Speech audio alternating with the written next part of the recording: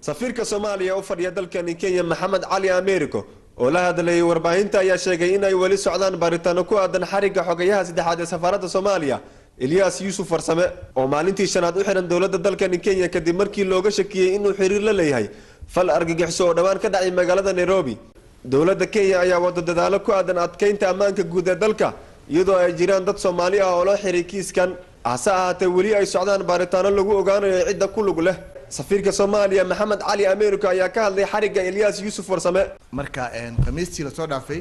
oo taariikhdu ay ahayd 23 Janaayo abaarihii 6dii maqribnimo ayaa waxa ciidanka amniga ee dawladda Kenya waxay qabteen nin la yiraahdo Ilyas Yusuf Farsame oo third secretary ama secretary saddexaad ee safaaradda Soomaaliyeed. Ilyas waxa la soo magacaabay sanadkii hore bishii shanaad oo wasaaradda arrimaha dawladda Soomaaliya soo magacaaday oo ka shaqeynaya safaaradda dawladda markii la xiray isla maalintiiba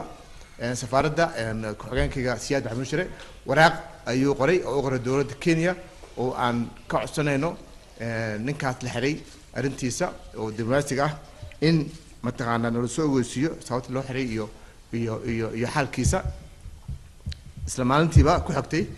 dawladda Kenya way soo jawaabtay oo ay noo soo sheegtay in Ilyas Yusuf Farsame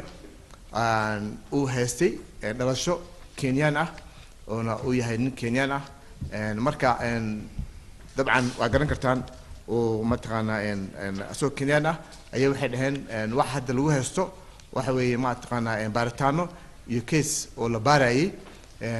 ayuu soo galay haddana wax lagu xukumay ama dambi lagu qaaday ama wax lagu soo eedeeyay ma jirto sidii la yiraahdo af Ingiriiska lagu yiraahdo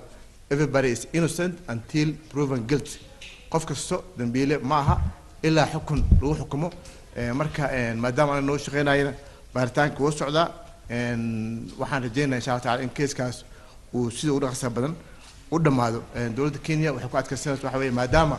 uu dhalashada haysto uuna haystay ka hor intii uunan mataqaanaa diblomaasi naqanin in ay baaritaanka wadaan laakiin waa ku soo celinayaa wax dambi ah dartaan oo Ilyas lagu soo oogay ma jirto waxyaabo lagu soo qoray meelaha